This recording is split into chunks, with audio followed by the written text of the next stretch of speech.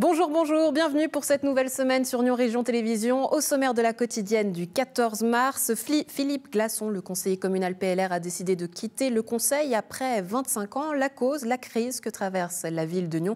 Il nous en parlera d'ici quelques instants. En sport, rencontre avec Happy Fit Camps, des camps de football à Coppet en faveur d'associations caritatives. Enfin, en culture, Zombie viendra hanter notre plateau pour un moment déjanté et obscur. De ton côté, Alexandre, en ce lundi matin, comment ça va? Où est-ce que tu nous emmènes?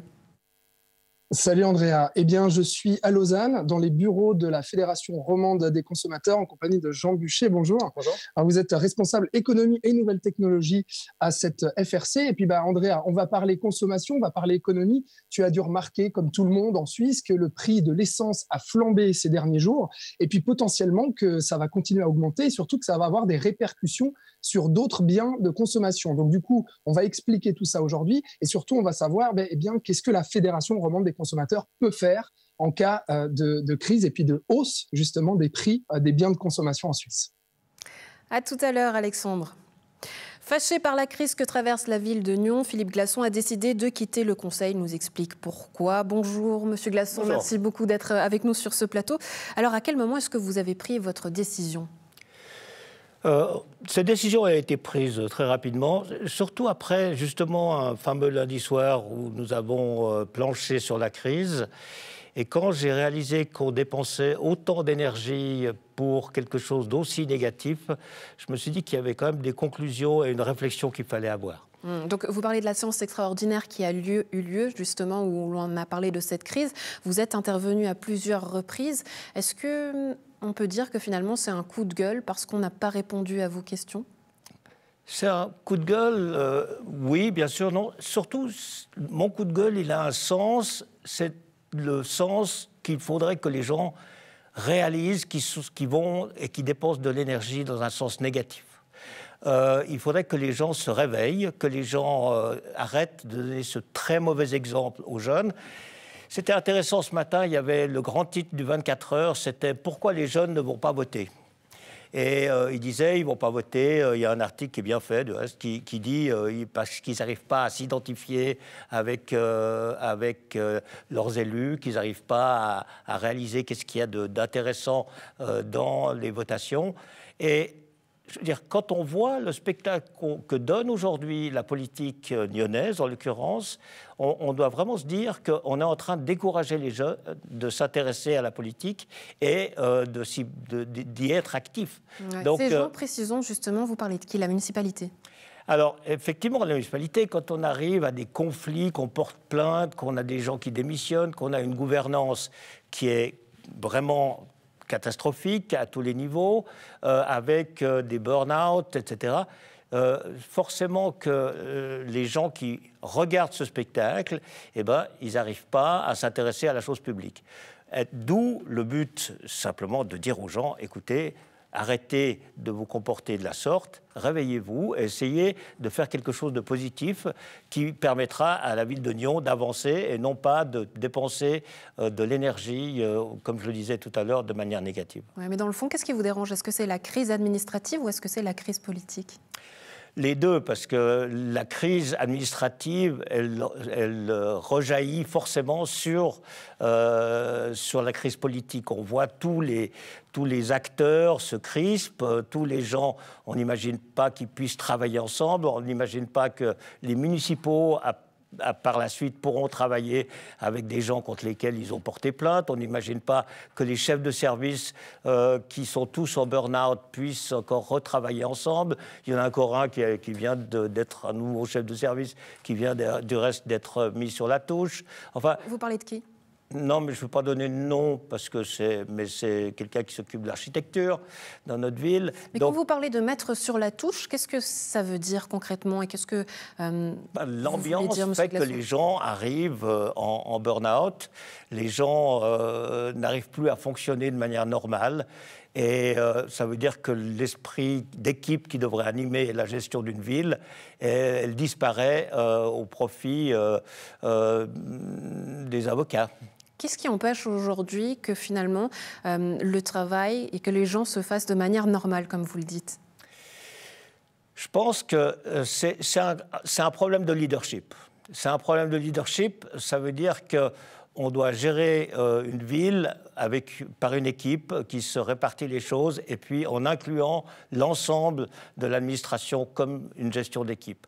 Et on voit dans tous les rapports qui existent sur les ressources humaines dans la ville que ce n'est pas le cas. Les gens sont dans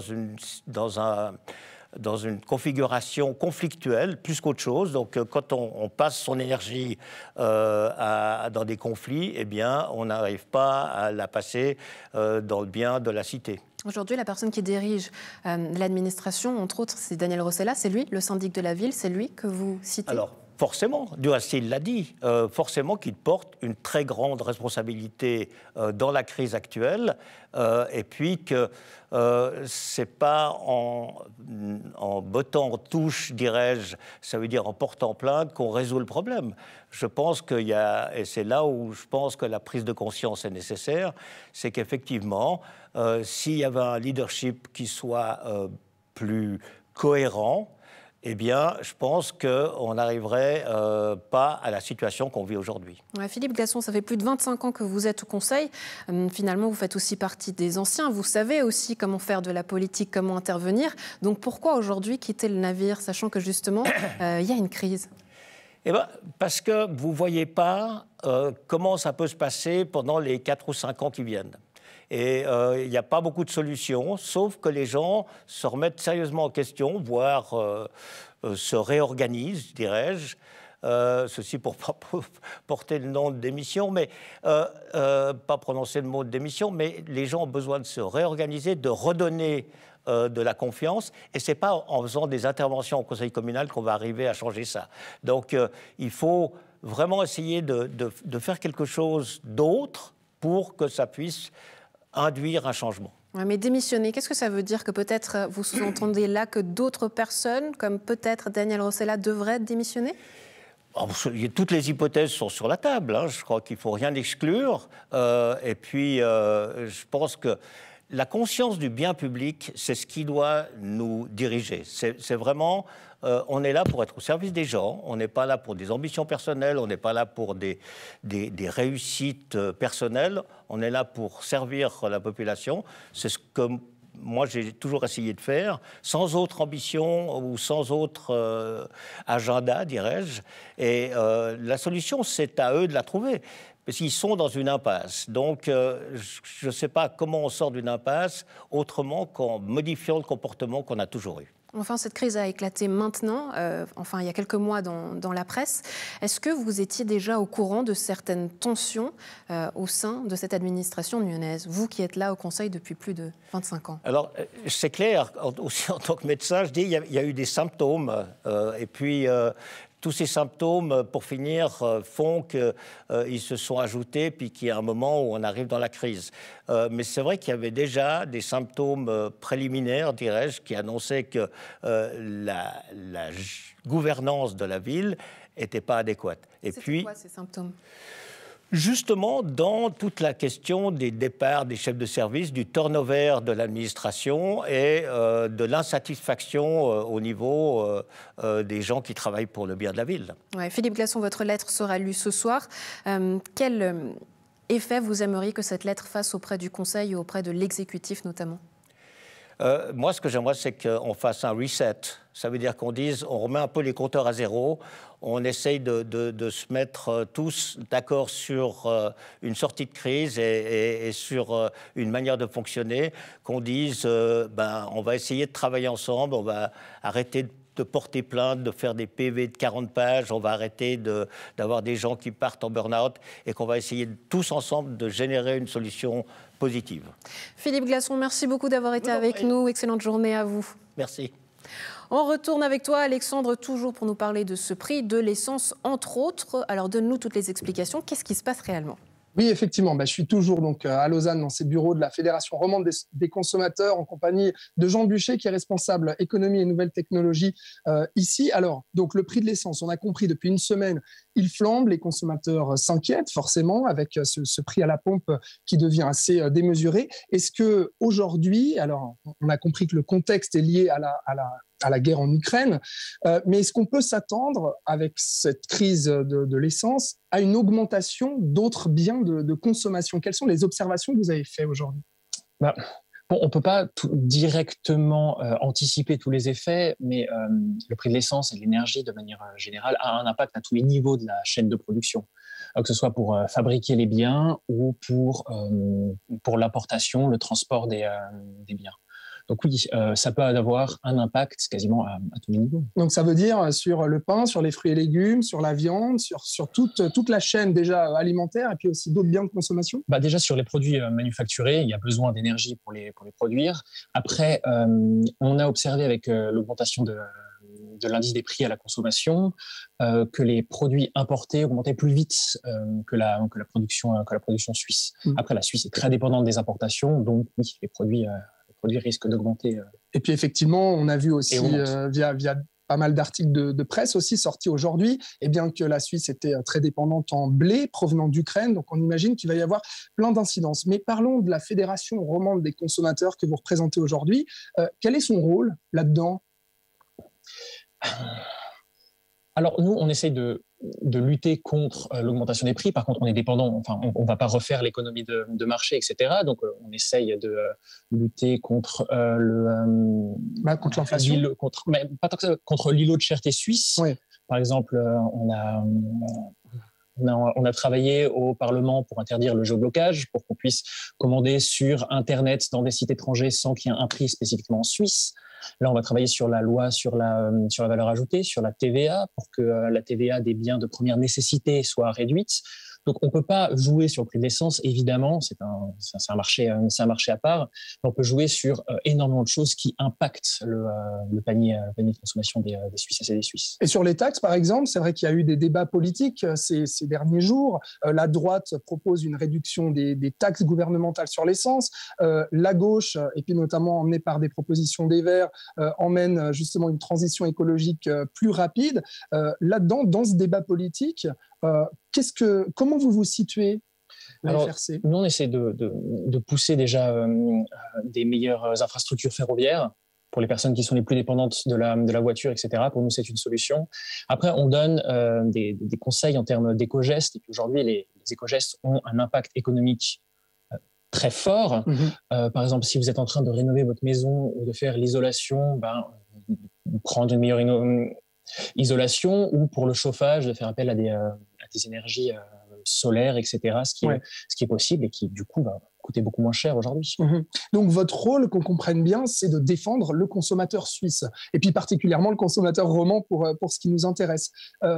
Aujourd'hui, est-ce qu'il faut être alarmiste déjà sur cette hausse des prix, ou est-ce que c'est à prendre encore avec des pincettes? C'est vraiment difficile de répondre. Alors pour les personnes qui sont très dépendantes de leur voiture, et puis aussi pour tout ce qui est l'importation de soja ukrainienne, ça va beaucoup. Ça a un impact direct.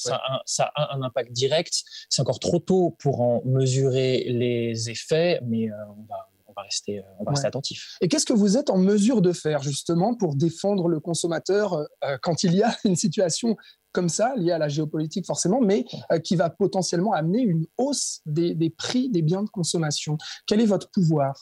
C'est d'essayer de jouer sur les autres éléments comme la défense du ferroviaire, la taxe sur la valeur ajoutée. C'est aussi d'informer, par exemple, il y a énormément de gaspillage alimentaire en Suisse, et puis d'essayer de trouver des moyens de contrer ce gaspillage alimentaire pour faire en sorte qu'on consomme moins de viande ou moins d'éléments trop importés, etc., pour réduire l'impact. Mais vous avez un levier politique aussi? Oui, on travaille main dans la main avec certains parlementaires, et puis on essaye de faire du lobbying pour l'intérêt commun. Est-ce qu'aujourd'hui, cette hausse des prix vous fait travailler dès aujourd'hui là-dessus, ou est-ce que vous êtes encore dans cette phase d'observation? Il faut déjà avoir un petit peu plus, je pense, de données. On va se concentrer, je pense, sur l'importation fourragère pour regarder si le bio est plus impacté que le conventionnel, quel type de produits, quel type d'élevage ça impacte plus. On va aussi se concentrer, et puis on a déjà publié sur le site des éco-gestes qui maintenant comptent beaucoup plus. Donc aujourd'hui, pour les prochains jours, pour les prochaines semaines, voire les prochains mois à venir, quel message vous donnez aux consommateurs? C'est difficile. Quel conseil vous donnez? Quel conseil? Déjà, pour directement avoir un impact, les éco-gestes, peut-être regarder un petit peu sa consommation de viande. On va pas donner de conseils tellement sur l'alimentation des personnes, mais peut-être manger moins de viande nous rend moins dépendants des importations fourragères. Et puis peut-être, si c'est possible, de réduire de 1 degré ou 1 degré son chauffage, dans la mesure du possible, évidemment, parce qu'on n'est pas tous logés à la même enseigne. Est-ce qu'il y a un message déjà que la FRC donne aux politiques? C'est encore trop tôt. Ouais, effectivement. Donc, on va vous laisser travailler sur cette question durant les prochains mois. Merci beaucoup d'avoir été avec nous, Jean Buchet. Je rappelle que vous êtes responsable économie et nouvelles technologies ici à la FRC, Fédération romande des consommateurs. Voilà un petit peu plein d'éclaircissements, Andrea, sur la question. Donc, pas mal de changements à venir sur les biens de consommation, mais on espère des leviers politiques qui seront activés pour défendre le consommateur suisse et roman. Merci beaucoup pour tous ces éclaircissements, Alexandre. Jouer au football pour la bonne cause, c'est le projet des Happy Fit qui propose des camps de football pour les enfants de 6 à 14 ans. À Copa cet été, la totalité des bénéfices est reversée à une association caritative. Annie Auger, bonjour. Vous êtes le fondateur. Gavin Campbell, bonjour. Merci beaucoup d'être avec nous. Vous êtes aussi l'un des cofondateurs. On va en parler d'ici quelques instants. Mais justement, comment est né aujourd'hui Happy Fit Camp ? Alors, c'était pendant le Covid, en 2020, pendant le premier confinement. J'allais jouer au foot tous les jours avec mes amis, il faisait tellement beau à cette période. Et du coup, on a juste eu l'idée on a tellement vu un besoin chez les enfants, mon petit frère qui n'avait pas l'occasion de s'entraîner à cause des clubs qui avaient tout fermé. Et donc, on s'est dit, il faut qu'on fasse quelque chose. Et du coup, c'est là qu'on a décidé de lancer ces entraînements au début. Et après, les parents ont demandé justement des camps parce qu'ils ne partaient pas en voyage pendant l'été, etc. Donc, c'est là qu'on a fait notre premier camp et puis depuis, c'est resté. Ouais, Gavin, vous avez décidé de rejoindre aussi cette équipe, ces organisateurs. Pourquoi ? Exactement, c'était en décembre. Et pour le coup, je ne suis pas cofondateur, mais plutôt... Co-organisateur. Voilà, exactement. Dans l'optique de partager la passion du football, mais également parce que le projet me tient à cœur. C'est un cher ami à moi qui l'organise. Et juste par envie de passer la journée sur un terrain de football en été et de voir l'organisation grandir, quoi. Alors, je dois même dire que votre fonction exacte, c'est responsable partenariat. En quoi est-ce que ça consiste et quel est votre rôle exactement ? Ça consiste à chercher des partenaires qui pourraient nous aider à grandir, tant sur le plan financier qu'organisationnel. On cherche des gens qui pourraient nous aider avec du matériel, de l'équipement, mais aussi de la nourriture et des boissons, ou financièrement, étant donné qu'on veut grandir. Et concrètement, ça consiste à contacter beaucoup d'entreprises de la région, mais aussi internationales, pour demander dans quelle mesure ils seraient intéressés à nous soutenir. Ouais. Alors Annie, c'est vrai que vous reversiez l'entièreté des bénéfices à une association caritative qui est choisie en fonction d'année en année. Vous avez déjà reversé à une association au Yémen, mais aussi à Planète Enfants Malades. Comment vous les choisissez, ces associations-là ?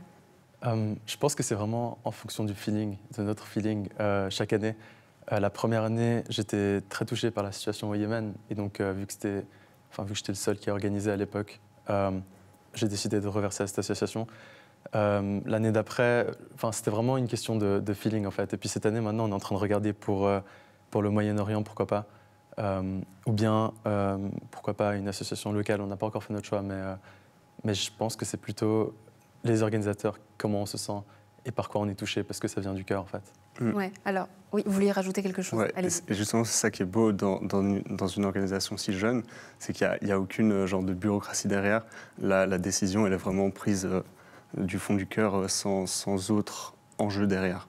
Ouais. Ouais. Qu'est-ce qui vous a touché peut-être, je sais que vous faites des études en économie, notamment en management.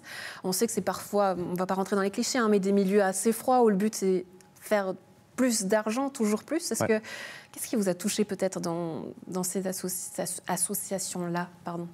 Vous parlez de Happy Feet ou bien des associations en général auxquelles on donne? Ouais. D'accord. Alors, honnêtement, oui, justement, comme vous dites, nous, on est à Saint-Gall et c'est très tourné autour de l'argent. Et je pense que c'est la chose que j'aime le moins avec l'université dans laquelle j'étudie. Donc, c'est sûr que d'être dans un environnement aussi tourné autour de l'argent, c'est pas forcément bien. Mais justement, c'est avec ces initiatives que j'essaye de prouver que, on peut faire autre chose et il y a d'autres choses qui sont plus importantes dans la vie. Ouais, alors c'est des camps qui sont donnés pour les enfants de 6 à 14 ans. 10 entraîneurs de la région viennent également pour proposer ces camps-là. Comment ça se passe? Il y a aussi Annie, moi-même et un autre organisateur qui est entraîneur.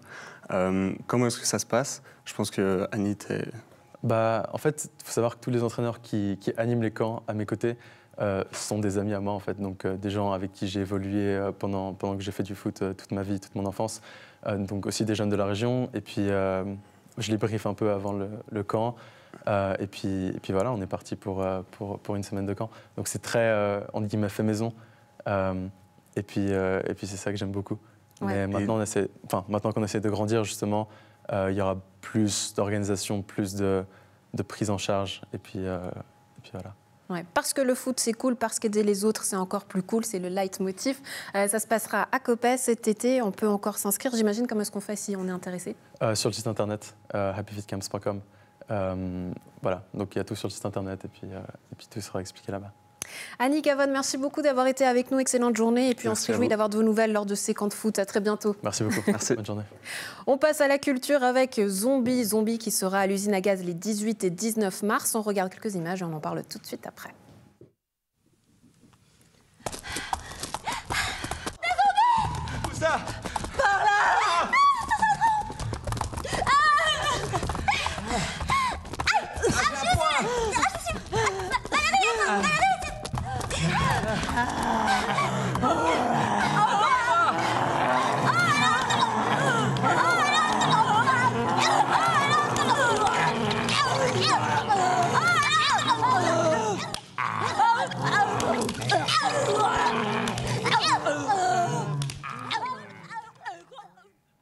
Et on en parle avec vous, Olivia Tchikitrenka. Vous êtes metteuse en scène et comédienne pour la pièce Zombie Zombie. Bonjour, bienvenue sur ce plateau. Alors expliquez-nous comment est née cette pièce. Et vous venez accompagner, on va le dire, d'une endive et d'un poireau. Vous saurez tout d'ici quelques instants, promis.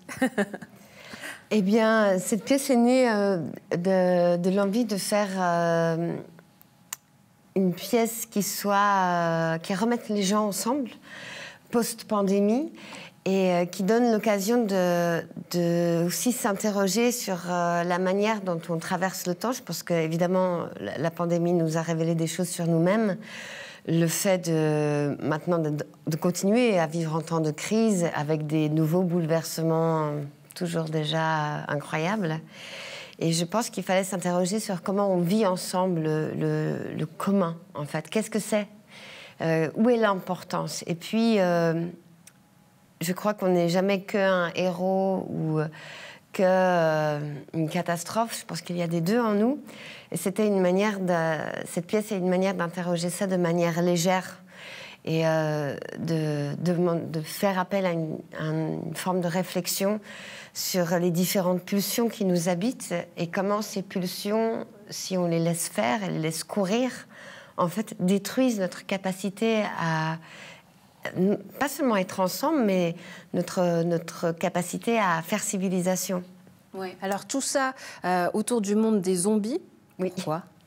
Parce que le zombie est une métaphore toujours d'une société. Et c'est aussi, le zombie est une figure très populaire, particulièrement due à des séries, mais il a toujours incarné, depuis Romero, quelque chose de notre endroit de la société de consommation. Et le fait qu'on se soit replié sur nous-mêmes, on s'est beaucoup replié sur des récits extrêmement classiques, de ce qu'on appelle la dramaturgie classique, la dramaturgie transparente. Je me suis dit qu'il fallait que j'utilise ça, mais que je l'utilise dans un dispositif qui est très performatif. Participatif aussi, le public qui est invité oui. à rejoindre, à participer aussi à cette mise en scène, comment? Eh bien, parce qu'il fait les zombies.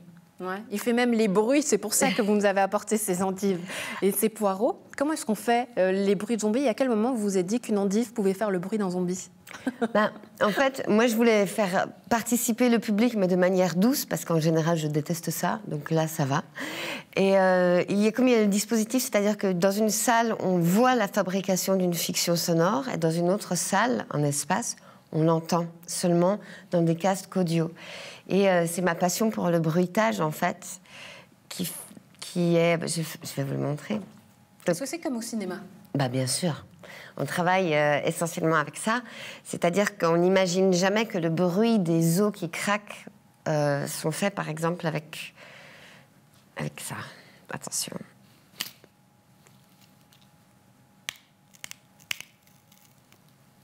C'est très violent si on a un micro tout près. Ouais.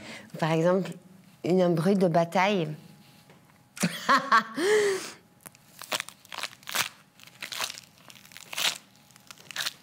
Ah ouais, là on a déchiqueté quelque chose, c'est ça? On déchiquette quelque chose et si on le rajoute avec des coups, ça fait vraiment... On se fait mal, en fait. Il y a tout le côté... Je vous en ai mis partout. Un petit cocktail après. De la matière, en fait. Et c'est aussi de penser le corps humain comme des matières ou le bruit comme des matières. En fait, c'est tout un travail sonore. Et on travaillait sur ces deux pièces. Enfin, sur cette pièce, on s'est rendu compte que c'était aussi bien une pièce radiophonique qu'une pièce presque marionnettique, puisque les comédiens, les interprètes sont sur une table et travaillent vraiment le son avec différents objets très étranges, avec Rémi Ruffer, qui est le musicien et le régisseur son, qui mixe tout en direct. Ouais. Donc c'est assez drôle de voir l'envers et l'endroit d'un objet et qui raconte notre manière de vivre ensemble. Ouais, mais est-ce que c'est une pièce si angoissante que ça? Parce qu'on a parlé de zombies, on a parlé de déchiquetage, mais est-ce que les enfants peuvent venir voir la pièce? Les enfants peuvent venir s'ils sont accompagnés à partir de 10 ans, très tranquillement. J'ai eu des enfants, on vient de finir la première session de la création qui s'est faite au Pommier, et on a eu des enfants hier, ça s'est très très bien passé. Bon, ça c'est moi, parce que je voulais rassurer tout le monde. Enfin, un mot sur... vous avez parlé de cet esprit, de cet environnement sonore, mais aussi par rapport aux couleurs, quelque chose de très noir-rouge entièrement. Pourquoi? Parce que, comme on fait 2 fois la pièce à chaque fois, et néanmoins, je voulais travailler cette évocation du sang, en fait, du faux aussi. Et puis, la notion de nature morte. On a toutes ces coupes avec ces objets que l'on utilise. Et la nature morte baroque, tout ce travail du XVIIe siècle, où tous les éléments ont une forte charge symbolique, moi, m'intéresse depuis toujours. Donc, on voulait faire une sorte de mise en scène, de mise en lumière de cet espace où tout devient métaphorique, alors en étant à la fois très concret et fonctionnel, car utilisé sur scène. Et cet imaginaire-là, cet espace-là permet aux gens de se plonger vraiment à l'intérieur de la pièce. Vous pourrez peut-être en être le héros à la maison. Ça s'appelle Zombie, à voir à l'usine Agace les 18 et 19 mars. Olivia, merci beaucoup d'avoir été avec nous. Excellente journée à vous. Merci beaucoup. À la maison, un plaisir d'avoir été en votre compagnie. Excellente semaine à tous. À demain.